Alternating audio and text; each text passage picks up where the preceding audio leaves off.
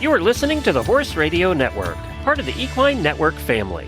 This is episode 250 of Horsemanship Radio, brought to you by HandsOnGloves.com, the all-in-one revolutionary bathing grooming gloves. Horsemanship Radio is part of the family of the Horse Radio Network, and today we're in for a treat, Jen. We're listening to trainer Jamie Jennings asking interesting questions of Monty Roberts.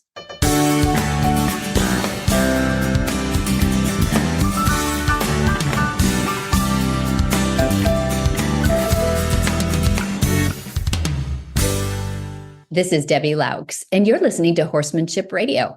Thanks for joining us. Horsemanship Radio airs on the 1st and the 15th of the month, and I have my producer, Jen, with me today. Hi, Jen. Greetings! I love training question episodes. Yes, I know you do. We put them in every once in a while just to keep your interest, so we know you're not falling asleep on me. That's right. That's right. Because it has to, yeah.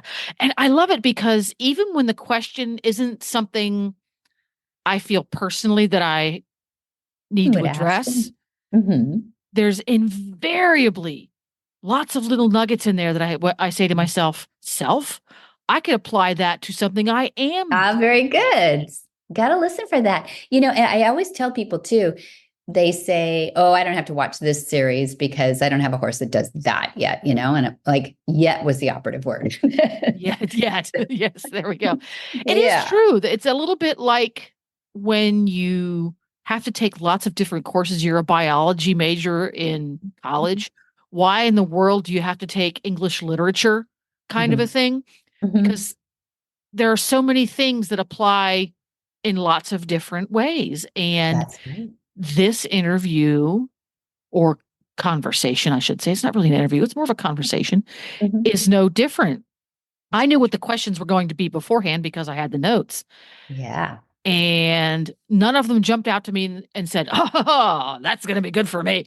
And yet, first question, there's some things in there I can use. Second question, oh my gosh, there's stuff I can use as usual. Yeah. So without much further ado, we're going to get to that. But there is further ado, but not a lot. The further ado is we have to say thank you to Hands On Gloves, which can be found at your local tack shop or at HandsOnGloves.com. for sponsoring this here episode, because without its great sponsors, Hands On Gloves and Monty Roberts University, this podcast wouldn't happen. Yesterday, I was out giving Nigel, my OTTB, a good deep clean. It's springtime. Oh, yay. Are you starting to lose hair already? Both of ours are shedding like gangbusters. It's February, for goodness sake.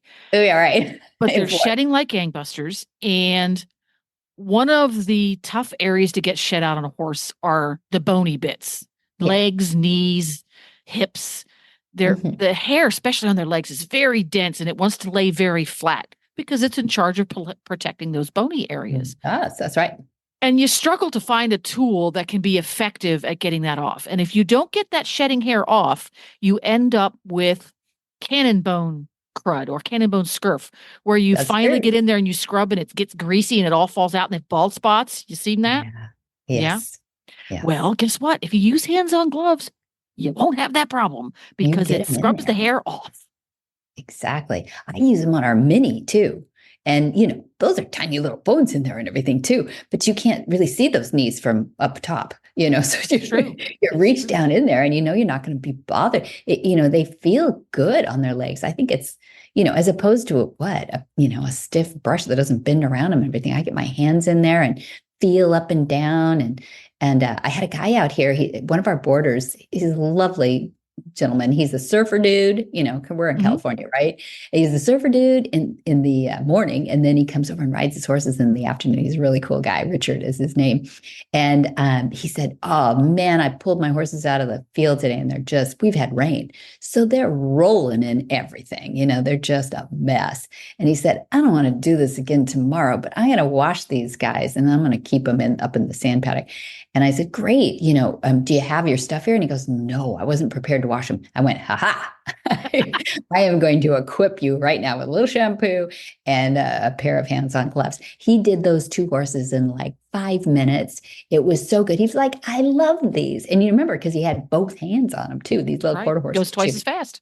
They were shiny when he was all done. I was real excited about it. Yay. So check them out. Go to your local go to your local tack store and ask for or look for hands-on gloves. They come in a pair, unlike everybody else's grooming gloves. So you can use both hands or one or the other. Keep one for you and give one to your friend. Or you can also find them online at handsongloves.com. And now on with the show. Jamie Jennings was born and raised in Atlanta, Georgia. She had been training horses and people for years, but upon seeing Monty's methods at a demonstration, she wanted to learn more. From there, she was able to travel to the Monty Roberts International Learning Center multiple times, spending ample time with Monty and all of the talented instructors there, and received her certification in the summer of 2018. Jamie and her husband, Chad, are located in Norman, Oklahoma, where she offers Monty's certification courses. Jamie competed in the sport of 3-day eventing all across the country, and her favorite thing to do is transitioning horses from off the racetrack to their second careers. She also has a deep love for Mustangs. Jamie is also the host of a hugely successful podcast, Horses in the Morning, on the Horse Radio Network. And we all know Monty, my renowned father, horse trainer. I think he's really a horse behaviorist too. He enjoys the equine psychology. So he and Jamie sat down to kibitz about not only equine psychology, but how to solve for problems. And you auditors sent in your questions and they juried them. And we came up with some real golden nuggets. So I'm excited that I have Jamie Jennings and Monty Roberts. This is like the dynamic duo. When people get these episodes, they win awards and do all kinds of crazy things. Hi, Jamie. How are you? Hello. Thank you so much for giving me this opportunity. You know, if I'm doing this, it's because I need help. So, well, here comes the SOS, Dad. So Monty Roberts, Jamie Jennings. I think Jamie has some questions for you, and they might actually help her keep her business. I think that's it. Well, I got those little lead-ins to what's going on. And you know what they told me?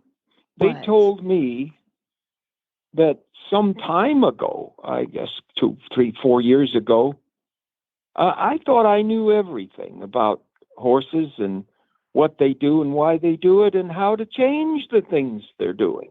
Okay. And then every dang day, they seem to come up with something new that I haven't dealt with before. Well, let me give everybody the backstory, because I'm hoping you're not talking about the problem that I'm having and you're going to have a perfect solution. But I probably should tell everybody, because they don't know what the question that I have is. Should I do that first? Sure. So I had a filly. It belongs to a friend of mine. She is a 3-year-old, half Andalusian, half KWPN, 3-year-old filly, very big, very long, very lanky. And we decided just to put, 1 or 2 rides on her, and she was going to bring her back in the spring when she's grown a little bit. So she brought her over. This filly has been raised in a herd with several other babies, has been handled, on a regular basis. And so my friend brought her over in a trailer to her first ever going outing anywhere. This filly, and she's really, really calm. The filly unloads, doesn't care that she's anywhere new, which is always a little, usually you expect a little like snorty, like, oh my God, I'm here. Nope, just unloaded, totally fine. Give her some time, put her in the round pen, and I go to ask for join up. And Monty, she wouldn't move. I mean, I sent this mare away and I was using the black lines. I ended up getting a flag out. I had plastic on a stick. And I barely got her into a trot. I was way more tired than this filly was. I was exhausted. So finally I just gave up and I turned my shoulders to the side and she came right on up to me, a perfect join up, because that's all she wanted to do anyway, was to be standing next to me. So I started doing let's get her vulnerable areas, legs and feet, totally fine for everything. I tacked her up, put the saddle on her, first girth ever. She doesn't care. Sent her around. I put the long lines on her, long lined her, barely got her to trot, maybe 1 canter step in the long lines, but I have the long lines to help me. And then it was okay, well, let's get on and see what happens. So brought her to the middle, took the long lines off, and then I had her owner was going to be my lead. So what we do is, we belly the horses and then we move them around a little bit. And so I'm on my mounting block. I cheat. I have the mounting block and I lean over her back and I'm like, okay, take her forward. And this filly won't move, will not move. Wouldn't take a step. I mean, the owner's, like pulling the halter and turning her and trying to get her to move. Couldn't get her to take a step. So I get down. I'm like, okay, let's work on leading a little bit. So she goes to just lead her forward. I'm having to get behind her and jumping jacks and clap my hands just to get her to take a step forward. Get one step. We praise her. We scratch her. Did that a couple times. Maybe got her thinking forward. I go to belly her again. Get on her. Belly. She won't move. I mean, not a dang step. And at that point, I was like, we're done. I'm calling Monty. So here you are. Please help me. Yeah. And I really appreciate your description because I can trust you. And I've been through other horses with you. And I know that you know what you're doing. Oftentimes you get a call from somebody and they have no clue what they're doing. And they can't really describe the thing like you have. So I appreciate that. And I don't have to ask you this question, but I will ask it for everybody else. You do know what positive thigmotaxis is, don't you? Yes, sir. Okay. I'm going to explain to the audience that positive thigmotaxis is that psychological system whereby the equus caballus, goes into pain and not away from pain. They don't go away. The reason for that goes back to their predators and so forth. They could handle their predators going in and kicking them instead of running away. When they run away, the predators will grab the hind legs and take them down and kill them and eat them. So the ones that would go into the pain lived on. And what you have is an extreme positive thigmotaxic horse, a filly. That's what you have. And anytime she feels the chance that life could be taken from her by a bunch of predators that want to put this thing on my back and get up there and they're going to eat my throat out. And so I don't move. I go into them. I don't move. And so I ask some questions because I want to know previous what happened. Did you, after you got her, did you put her in a little paddock at all or anything? Well, she just came for the afternoon. So when she arrived, I put her in our arena. I let them all walk around in the arena and get to know that because they're going to go there next. Okay. So did she move around the arena with them? She just walked around. No, did any of them do anything else but walk? Any of who? She was by the horses she was in. Oh, she was by herself. She was by her. Well, she had one friend with her and they just both kind of walked around. Her friend is a seasoned, traveler who's been here 100 times. So we brought both of them together, put them out in the arena and they both just walked around. And okay. Now, could you go in that arena with your flag on a stick and get the other one to move around? Yes. And she kind of ambled around with her, but she didn't take off. She didn't blow up. She just is like this filly that just is like the most, I say level-headed, but dull is kind of a better word. I got all that now. But here's my point. You're making my case for me, the case I have coming. Okay. Not that I've said it yet, but you're making my case for me because she seemed rather normal when you were sending the other horse away. She seemed rather normal. Am I correct? Yes. Okay. She was feeling safe. She was not feeling threatened. Now, I don't know what has caused, and probably none of us know, except to say that God does it with generation after generation that become eaten when they run away. So they go into pressure, into pain, positive thigmotaxis. Now, if you're going to get through that, you may have a fantastic horse on your hands, because the horse that thinks with you instead of for you is a better individual to do the jumping with, or the roping with, or whatever you want to do, the working cow horse or the, gaited horse. If they will do it with you, they will do it better than they're doing it because they're afraid not to do it. So you have a potential for a very good horse here, in my opinion. All right. Now, the dually halter. Has she had a dually halter on her? She has had a dually halter on her, yes, and she had it on her in the round pen. Okay. And did you hook to the dually halter and try to get her to come forward at a trot or anything like that? I did not attempt the trot. We just attempted just walking, and that was challenging enough. Yeah. And why was it challenging? What was challenging about it compared to other horses? She just wouldn't move. Well, that's challenging. I thought you were going to say that she just was, not eager to move, and you had to kind of drag her along. I mean, Monty, I put it on the clip, and I put it on the regular part of just the halter, just to get her thinking forward. So I made it the dually halter and the regular halter, and you attach the lead rope and you go to walk forward, and she just stands there. I mean, I went left, I went right, I went forward, I went back. I practiced. Okay. So you tried to get her to come forward, and she didn't. Correct. Right. Okay. Now, forget the regular halter ring. You're going to go to the nose ring. Okay. Okay? Okay. Now, do you still have that same rider that you had before that we worked with some problems with? Yes, sir. Okay. And he ropes, doesn't he? He does, yes. Okay. So he knows how to dally.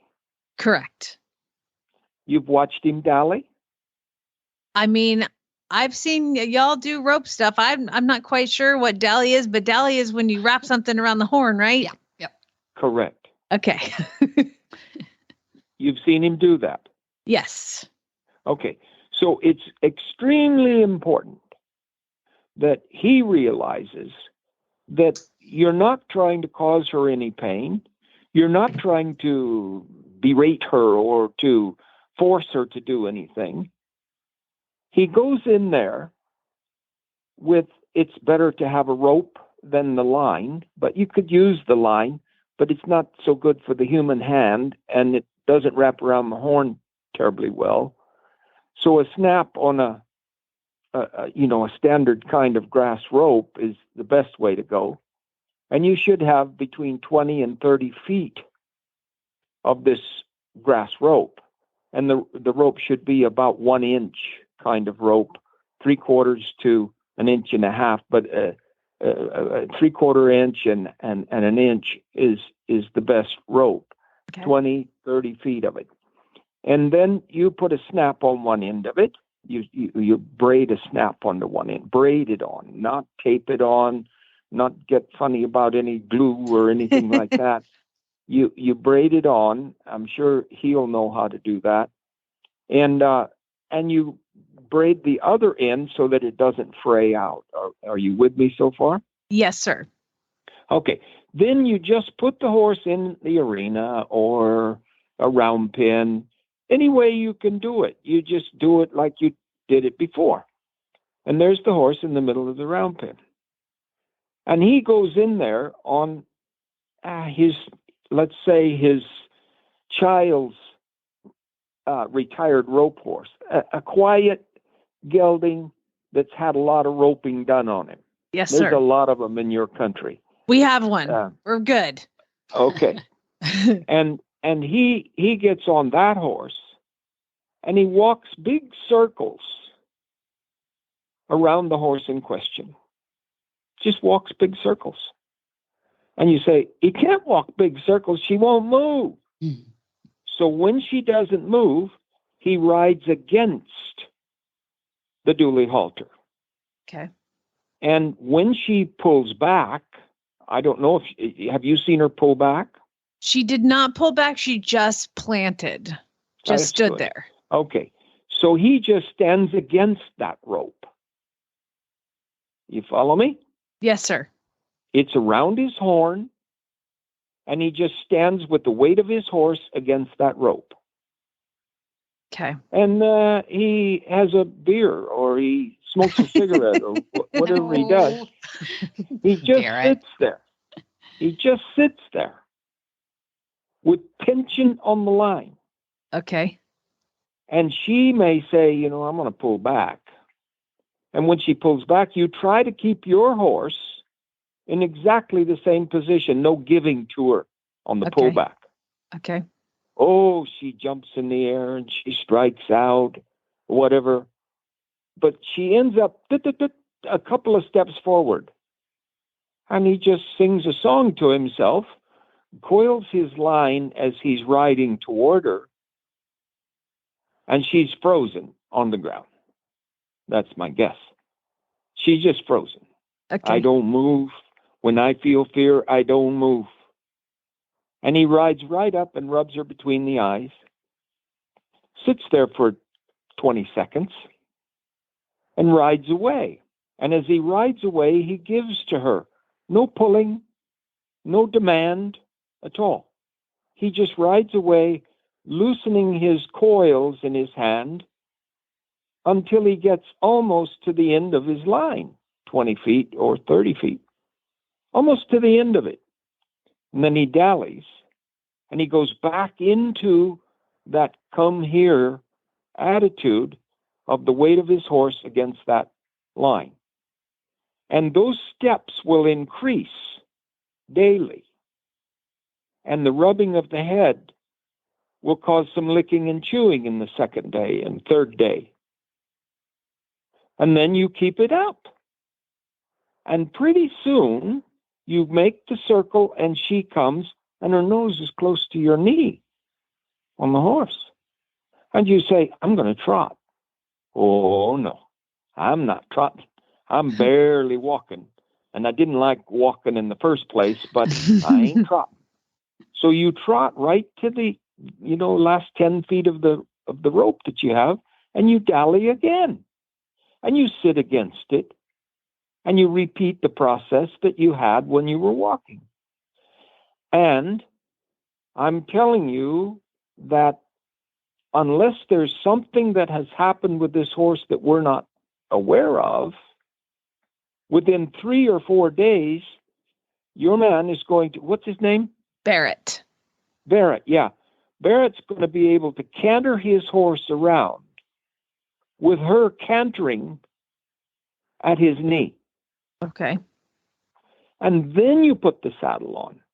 Okay. And you canter. And then you put your rider on and you canter.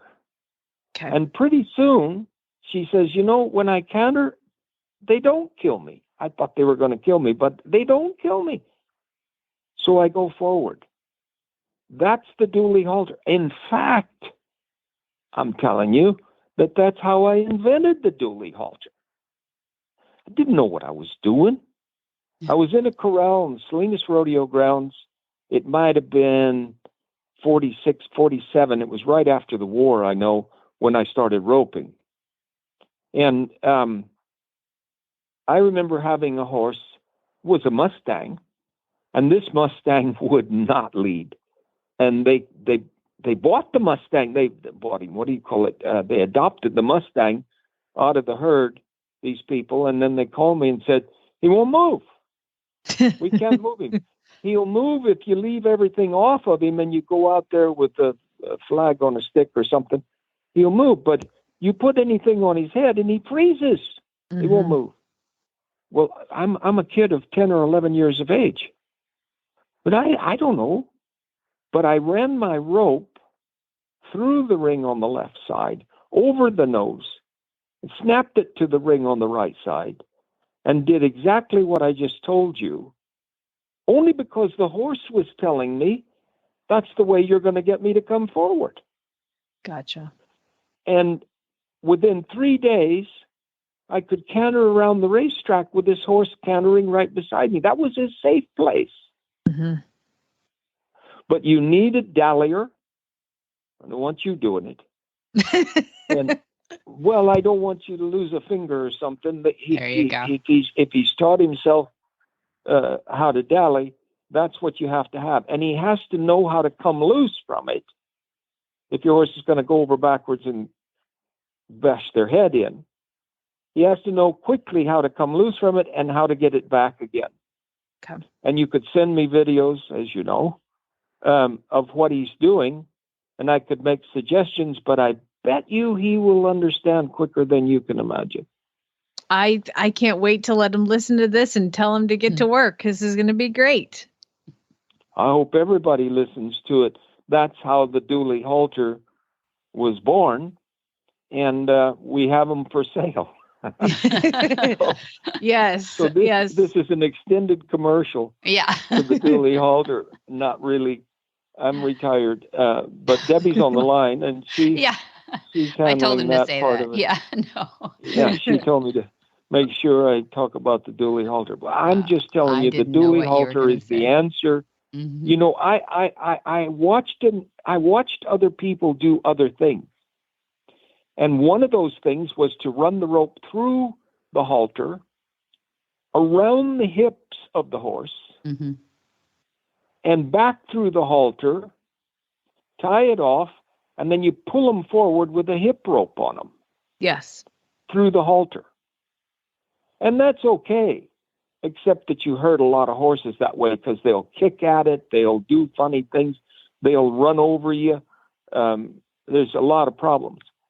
So then I watch people who also told me that I was crazy not to use it, was to run it through the halter and around where the girth goes, out between the front legs, through the halter, out between the front legs, dally, and you squeeze, but you're actually telling them that the squeezing of that rope around their girth area is something they're going to have to deal with the saddle, and you kind of have several ways you have to work at it.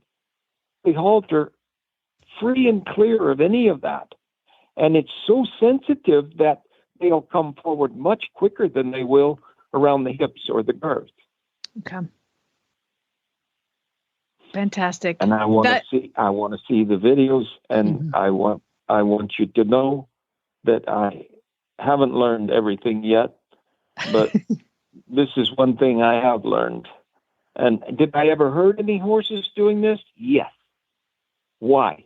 Because I didn't release the dally quick enough when they wanted to really fight. Okay. So if they really go to fight, you got to release and then just start over. Yeah, and Barrett should know that one of the things you do to release is you ride in that big circle, cantering your horse if you can, and they can't pull and turn the circle at the same time. Mm-hmm. Okay. So they'll jump up off of it, and then you release them and go rub the forehead. Gotcha. Makes sense. Well, this is fantastic information. Thank you so much. I never, ever, ever would have thought of that. So that's eventually you would have, if you had enough bad ones like this, you would have. and remember that I had 150 a year for quite a few years there. Not that I taught each one of them to lead, but I taught a lot of them to lead. Really did, a lot of them to lead, including Brownie, who was one of the toughest of all and turned out to be a champion for me. Yes, sir. Mustang. Well, this is fantastic. Do you have time to answer a couple other questions from listeners? Well, I don't know the questions yet, so I don't know how long the answer is. Okay. But I'm here for you. Why don't we take a quick break right here and hear from our sponsor, Monty Roberts University. A couple of years ago, I don't know how long ago it was now, but we had you on a number of our shows talking about the Equus Online University, which had just come out. It has developed. It's become better with the search engine in it, and it's become better with the forum because we have such an amazing, a lot of those forums, people get on there and go, oh, no, you're not. Yes, you are. No, you're not. Yeah, usually it ends up with the whiners on forums. Exactly. Right. And it's not. What I see is a mentoring. Actually, it's almost the polar opposite. because we do give these rosettes out for people who've completed so many lessons. And once the rosettes started, now we have we're up to 5 rosettes for somebody who's watched every lesson.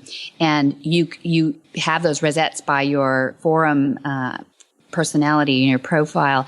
And so you can really see who's watched all these things. So it gives them credibility when they come in and say, hey, have you watched this lesson? So people come on there and they're using it as a training tool, frankly, and they get on there. And I'm not bragging on the university as the greatest training tool, which I think it is, but it's also a great place for people to be mentored as they begin their journey with horses. It really is cool. So when they watch the lessons, and they can watch them over and over again as many times as they want, they get the lesson notes, they get audio, they get visual, and then they've got the forum to kick around too. Plus we've got now since 2004, every week, without fail, we put up a Q&A from Monty himself. He chose the question, he answered it, and we put it in a database. And that's actually free for everybody to search and get to. It's open on our Equus Online University. In other words, it's a non-subscriber open source forum too. Not forum, but a Q&A base. The forum is not. You're behind a subscriber wall for the forum, just so we know who's talking. But it's been an incredible experience, actually, to put these together with Stefan Peters and Will Simpson. You know who I'm talking about. These guys have won everything in their worlds. And Charlotte Bradals, and if I get started, Richard Winters, and so many guest lecturers that are on there too. So some people ask, why is it called university? Well, that's what a university is. It's not just one opinion. It's not just one deliverer. And I think that's the difference between everybody is putting out a YouTube these days, and they're free. So people ask us sometimes, why do you charge like up to $10 a month? And well, it's expensive to make the university. Everybody knows quality is not cheap, but it's really our mission statement. And I know that sounds a bit trite, but it's true. When you've worked at it for 5 years, just to get all that quantified and on there, there are just almost no subjects we haven't covered at this point. But Dad and I were looking at the list, and he goes, hey, I'm going to be making videos well into my 90s. And I went, yes. So promise and sign here. So we do have a lot of subjects left to go, and a lot of people we want to still get on there. What do you think of it, Glenn? Well, I think one of the things about training horses, same as training anything really, is that you're going through stages, and you're always coming up to a new problem to solve or a new issue to deal with. And what I like about the university now that you have so much content on there is that whatever issue you're running into, there's going to be something on there to help you. So not many people are going to go on there and watch all the videos because there's just so many of them. What you're going to want to do is go on there, and you're going to want to watch the videos that relate to the situation you're in currently with that particular horse. And that's what I like about it, is it has so much content now that whatever you're dealing with, you're probably going to find an answer somewhere, somehow. And if not, you can go to the forum. Yeah. So, that's what I really like about it, is wherever you're at now is where you can find that situation. Plus, YouTube is so full of crap now. And I'm not saying that every video on there is crap, but we all know what we're talking about. Yeah. There are some that are. And, one of the things that I really like about this is, you can trust it. That what you're seeing is something you can trust. I've tried doing repairs on appliances and things off of YouTube videos, and some of them are good, some are not so good. And one of the things I couldn't get back together again. So that at least you didn't hurt yourself. That's right. Good. So that's what I really like about it. And for that, yes, it costs a few pennies to do it, but it's worth it. Nice. It's worth it to do it right. Yeah. Yeah, that's it. And it is tried and true. Everything on there is so tried and true. If not, they'd be throwing tomatoes at us in the forum.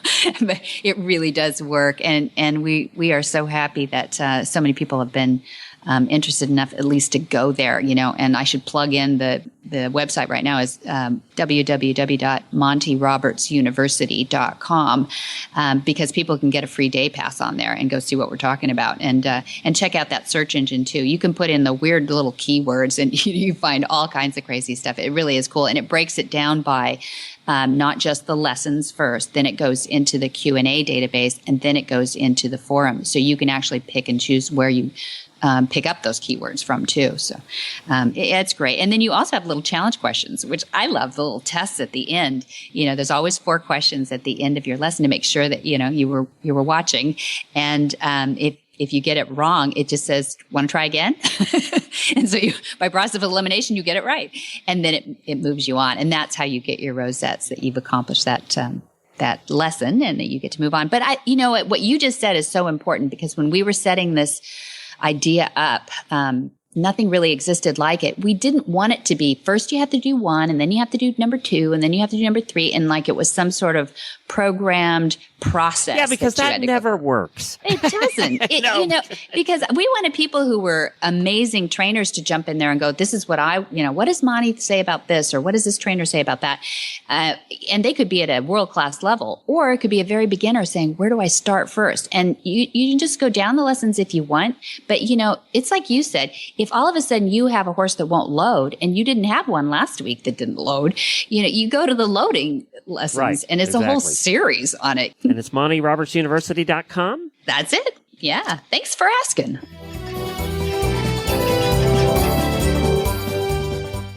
Okay, well, we'll start with this one. It says, hi, Jamie, I have a question for Monty. My horse hates to canter for long periods. Unless the rider has a super strong leg, he won't go for more than a few minutes. Because he was abused, I will not use a whip, which is what everyone suggests. He has been thoroughly checked by vet, dentist, chiropractic. He's sound and healthy. Everyone says he's lazy.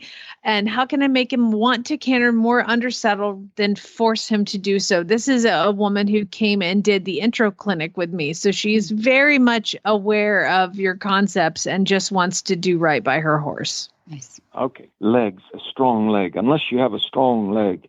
Legs will cause a horse to go forward because they've been trained as a baby to go forward when you use your legs against the ribs. However, if they go into this business of parking, so when they're a little bit tired, they can beat you, strong legs or not, by just stopping. Now, you can get a whip, and they will go into the whip, and eventually they'll kick out behind, or they'll rear up, or something like that. Giddy up rope. It's a rope that does not cause pain. It's a braided cotton soft rope.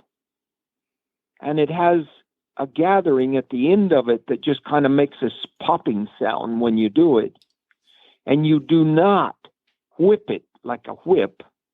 You flick it back and forth like a romal in front of you, and it comes down on the horse's hip behind and goes woof, woof, woof, woof, woof, like that, and the horse will go forward. When the horse goes forward, you stop the use of the rope, and it just hangs down there.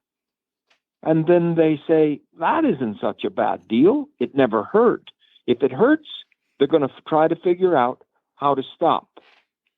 When I first started to make that commercially here on the farm and show people how to use it, they brought me horses. You can't begin to know the number of horses they brought me that would just park it.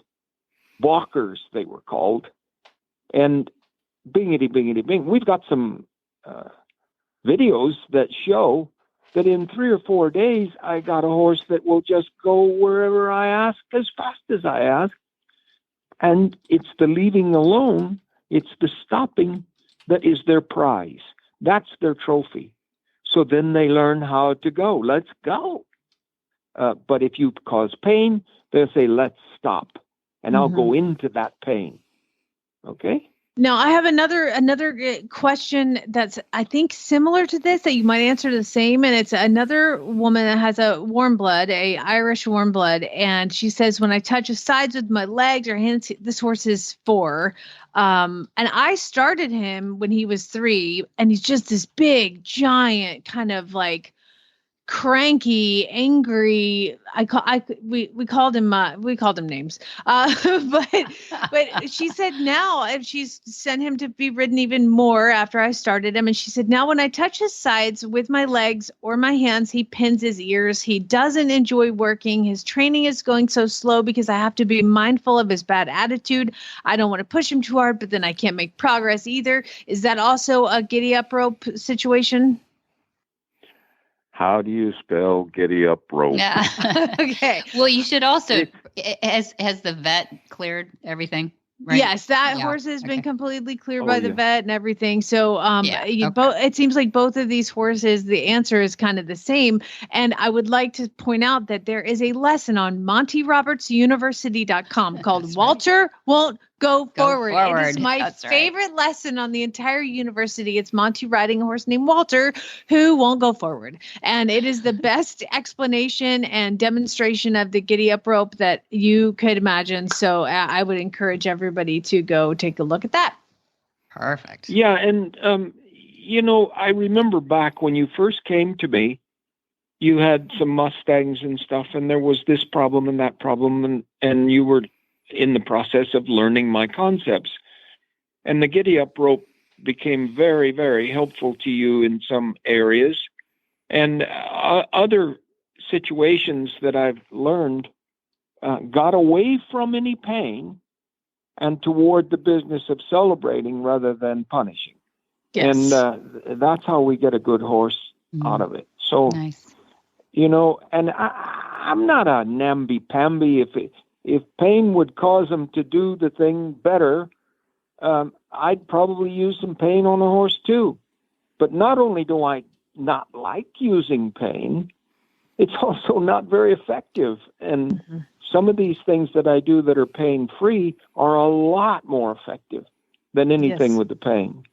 I totally agree. So another one is, how do you encourage a horse to ignore other horses and pay attention to his work? Every session with my horse involves at least 15 minutes of trying to catch his attention.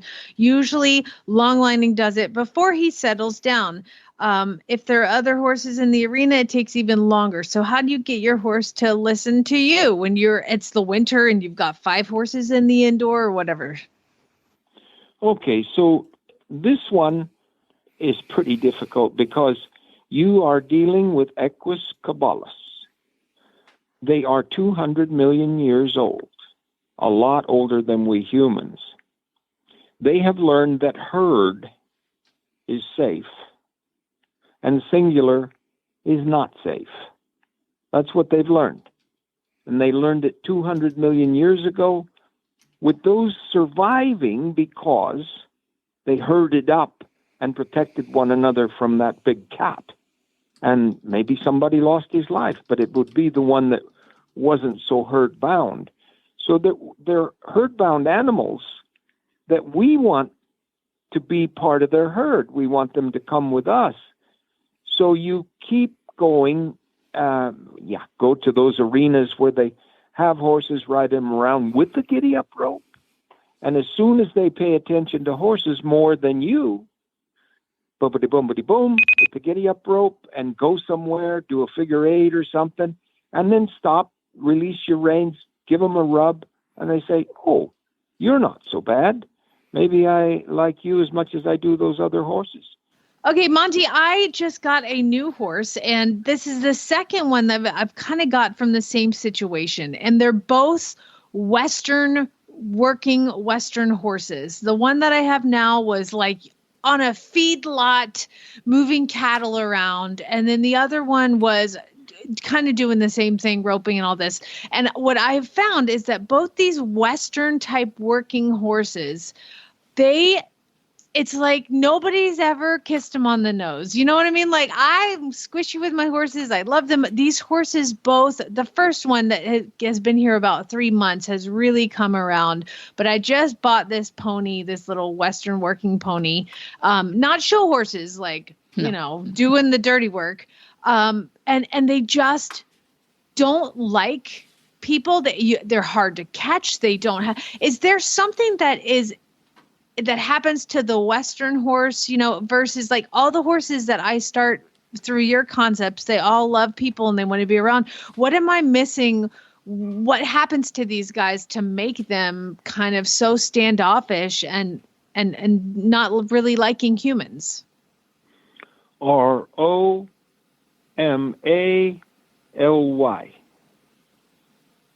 What does that mean? What is that?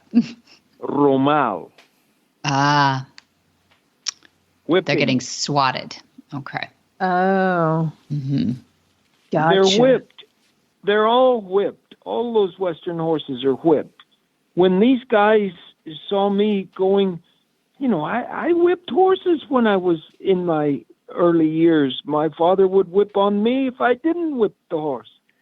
And I learned that those horses that have been whipped will hide from you for a while, and then they'll take a nip at you, or they'll back their ears and tell you to get away.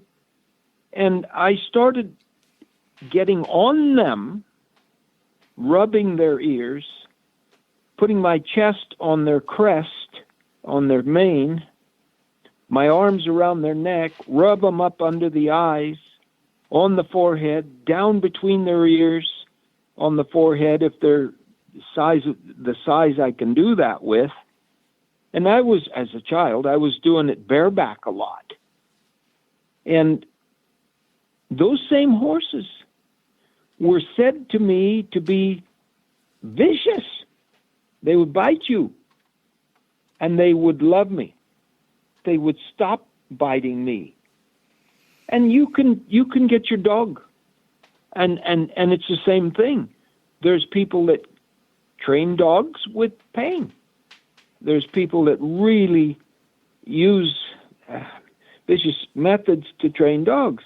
And those dogs will always be a concern about, are they going to take a run at you and bite your hands off?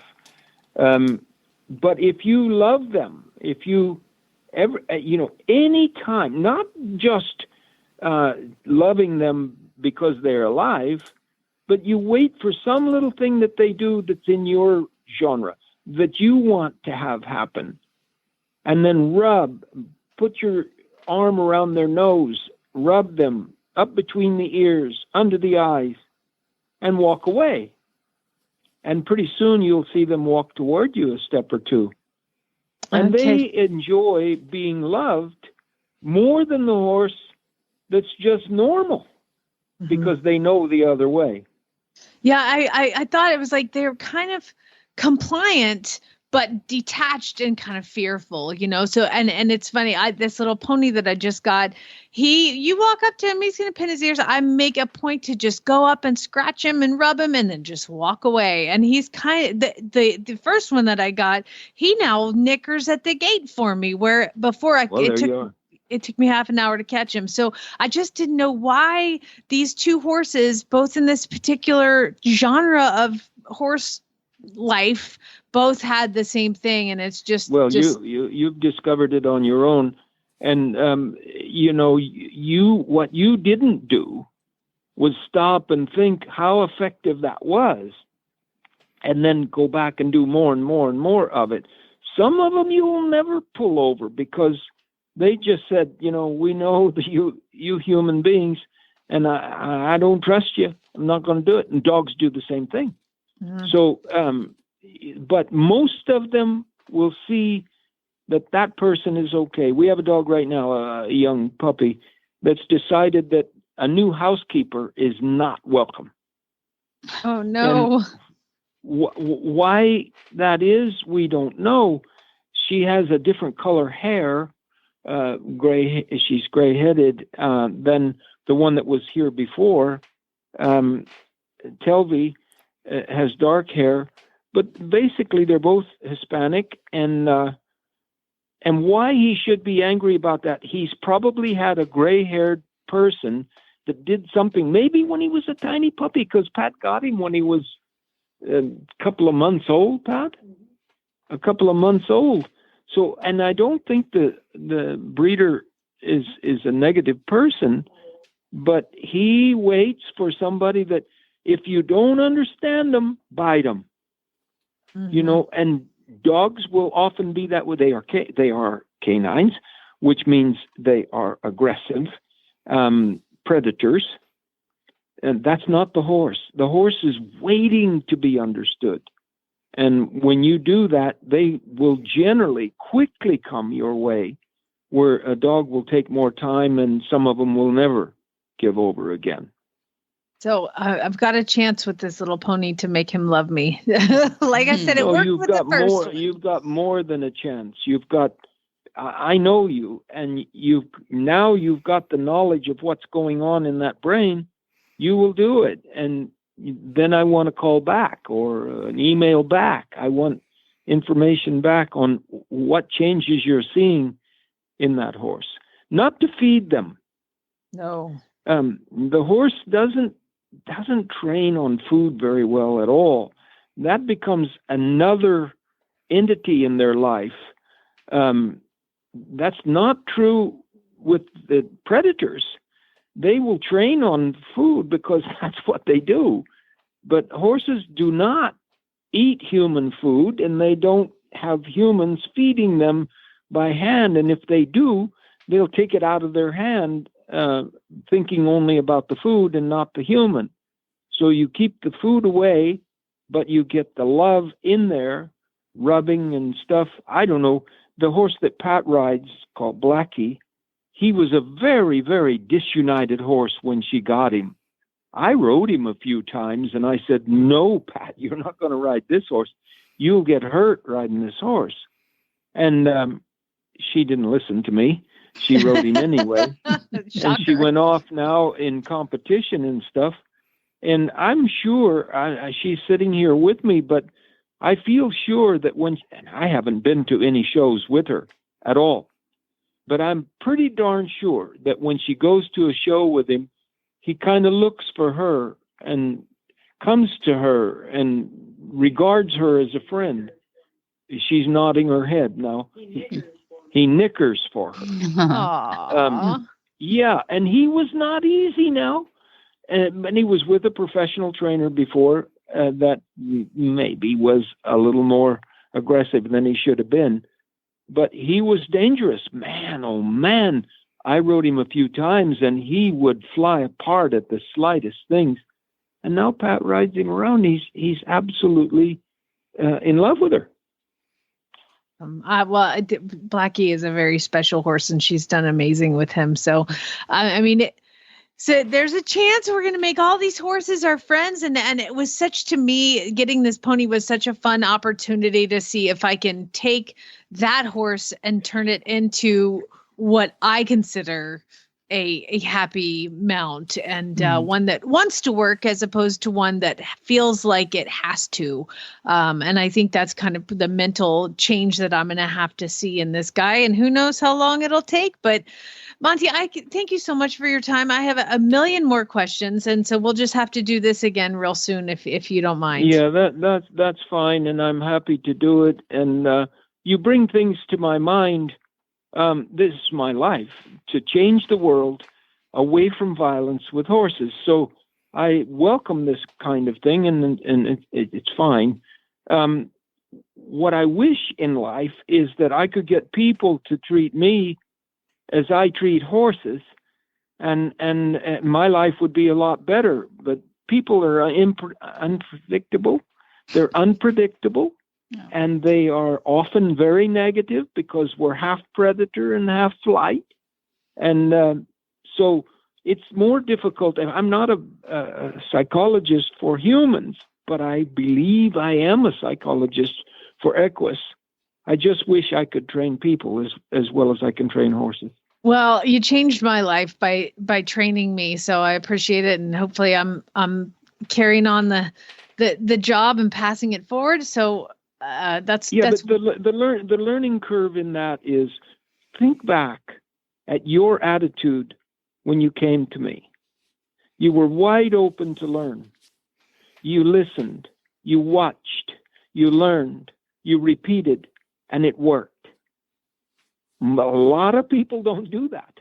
That's right. And particularly in the human to human situation, they will tend to go argumentative. They will tend to be angry when they don't have to be angry. That's just what humans do. They choose to be angry. They are sitting in the middle and can go either way. Horses don't want to be angry. And if we do them right, we never see that anger. You know, the perfect example of what you've done with Jamie side by side is Barrett. Barrett is a mini Monty now, and I know that his teacher was Jamie. So it's a wonderful evolution that we've seen there too. Well, and we mentioned Barrett. He's a wonderful boy, college age. So Jamie, you've done a good job. Well, it's been awesome, but he came to me with the exact same thing that Monty just said I came to him with, which was show me everything. I'm going to work hard and have a good attitude and desire to learn. So hopefully we can just keep that going and pass it on. And that's right. And Monty, I just thank you so much for being on the show today and for lending your knowledge to us a little bit more. And I encourage everybody to go to the university, MontyRobertsUniversity.com. It is well worth the cup of coffee a month you would, miss out on by subscribing. It's fantastic. Over 800 videos. You'll see Monty yelling at me in several of those videos. Good. So. Yeah. Oh, no. No. So you know what? It's good for everybody. Well, just let me know what's next. Will do. Thanks, Will man. do. Thanks, Jamie. Thanks, Monty. Okay. Thanks for being here. Bye-bye. Whisper the language of the herd. Listen, you don't have to say a word. It's time for Jamie Jennings to fetch an email from Monty Roberts' inbox and share a morsel of Monty's wisdom in a little segment we like to call Ask Monty. Leave this world a better place than mine. The magic in the language of the herd. Dear Monty, what should I look for when buying a horse for the first time? Monty's answer.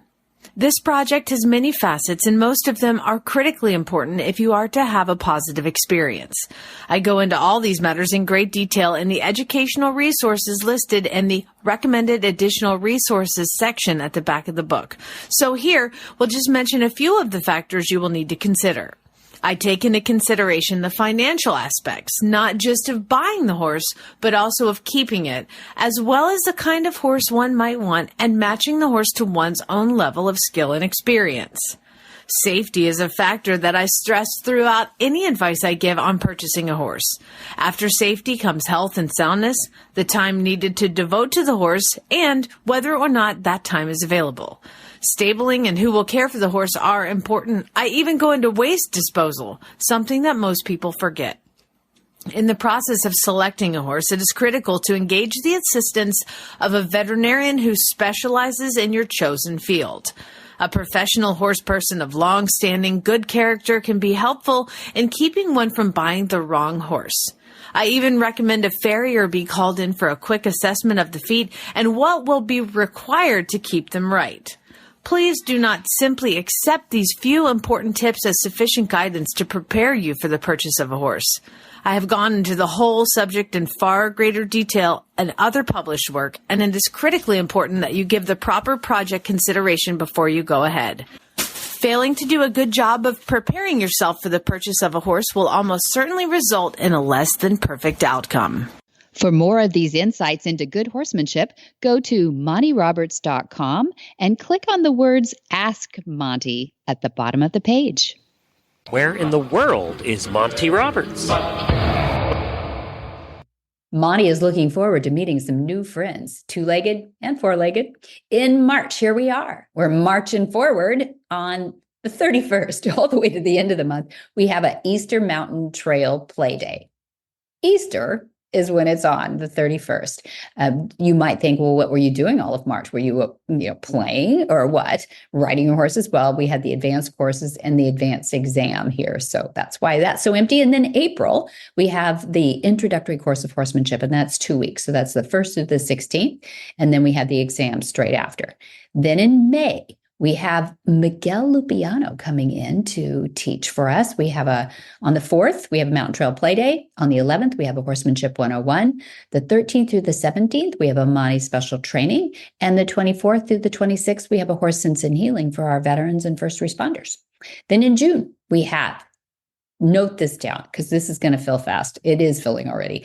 June 10 through 14 is the Gentling Wild Horse course. And then June 21 through 23, big moment. It's called the Movement, and it is our 7th annual Movement 2024. And got some stuff up our sleeve on that one. I talked to somebody yesterday who's flying in from New York for that, so very excited. And you can go to the website and find tickets for that. In July, we have 8 through 12, the Monty special training. We have 19 through 21, another Horse Sense and Healing. Then the 20th, we have a Mountain Trail Play Day, and on the 27th, we have a Horsemanship 101. August, we have 5 through 20, another introductory course of horsemanship. Those are super popular because it's the beginning of the certification. So get in there on that. And then on the 25th, we have a Horsemanship 101. In September, we have 9 through 13, the Gentling Wild Horse course. And then 20 through 22, we have a Horse Sense and Healing. And 29th, we have a Mountain Trail Play Day. It's the most beautiful time of the year here, September and October. And in October, we have 7 through 11 is the Monty special training. We film all of that, and it ends up on the university a lot of times too. So it's really fun. And then the 20th, we have a Horsemanship 101. And then the 25 through 27, October 25 through 27, we have a Mark Bollinger Mountain Trail Clinic. So we'll have 3 different days of clinics. So we'll get that up on the website real soon. What's that website, Jen? MontyRoberts.com. Got this down. It's your one-stop shop for everything Monty Roberts, including this podcast. The homepage, when you go there, just scroll down a little bit and you'll see a link to all of the episodes. Or you can go to horsemanshipradio.com. It's also there.